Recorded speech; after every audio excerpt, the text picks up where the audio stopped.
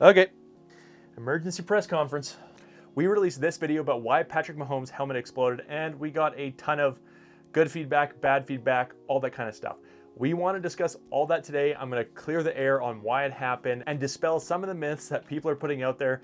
And I'm actually going to give my opinion on what I think we should be actually talking about with this, which is not what's being talked about right now. So we said the material used in the Vicis O2 helmet is different than the polycarbonate material used in a Riddell SpeedFlex and a Shutt F7, which is true.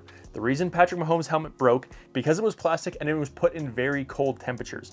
Now, the deformable shell of a Vicis O2 is made to stretch and move and push in to absorb the impact. Now, the difference between the Vicis O2 and something like a SpeedFlex is if you see on a SpeedFlex, you have cutouts all around the helmet. So you have some vent ports on the back, but for the shell to flex and absorb impact, they cut out the plastic here to give it that room so it can move and do its thing. Where on the Vicis, they don't have those cutouts because the shell moves in a different way and they don't need those cutouts. So they act in two different ways. So that's basically what happened. You have a plastic material that is made to absorb impact, that's made to be pushed in and exhibited in these really cold temperatures. It failed. But that's not what we should be talking about. Number one thing that no one has talked about yet is no one has asked the question, with every other Riddell SpeedFlex and Shutt F7 on the field, I can guarantee you that the equipment managers inspected every single helmet for hairline cracks. Because at the end of the day, these were all plastic helmets. And that means some of them probably cracked under the amount of hits they're getting, especially at some of the other positions on the field.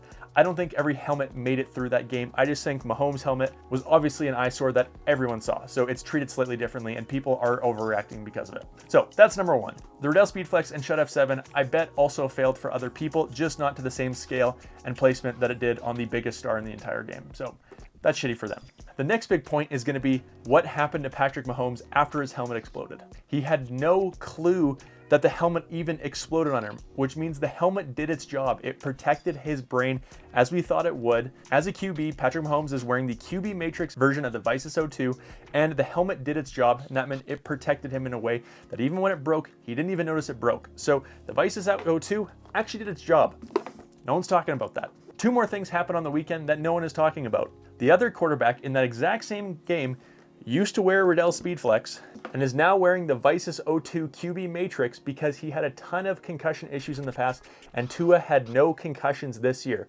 So no one's talking about the fact that the other quarterback in the game that's been criticized his entire career for having concussions and having issues switched to this helmet this year and has had none of those same conversations. There is another quarterback that was wearing this helmet on the weekend in the Rams versus Lions game, and everyone saw his eyes roll into the back of his head. Matt Stafford is wearing a Riddell SpeedFlex. He smoked his head on the ground, and we saw him pass out and get back up and continue playing the game. So, would you rather have your quarterback in the helmet that exploded, he didn't even notice it, and he was good to go? Or would you rather have your quarterback in the helmet in my right hand, which he clearly got knocked out in? Now, that's not to say that everyone should be wearing a Vicis O2 helmet. The Riddell SpeedFlex is super popular for linemen still because of this hex panel in the front. And I love this helmet and I've worn this helmet. So it's not like this isn't a great helmet. I'm just thinking everyone is shitting on Vicis right now, but the other two companies are not scot-free in this whole weekend. And honestly, the big test will be when Patrick Mahomes on Sunday or Saturday, whenever they play, comes out again in the exact same helmet.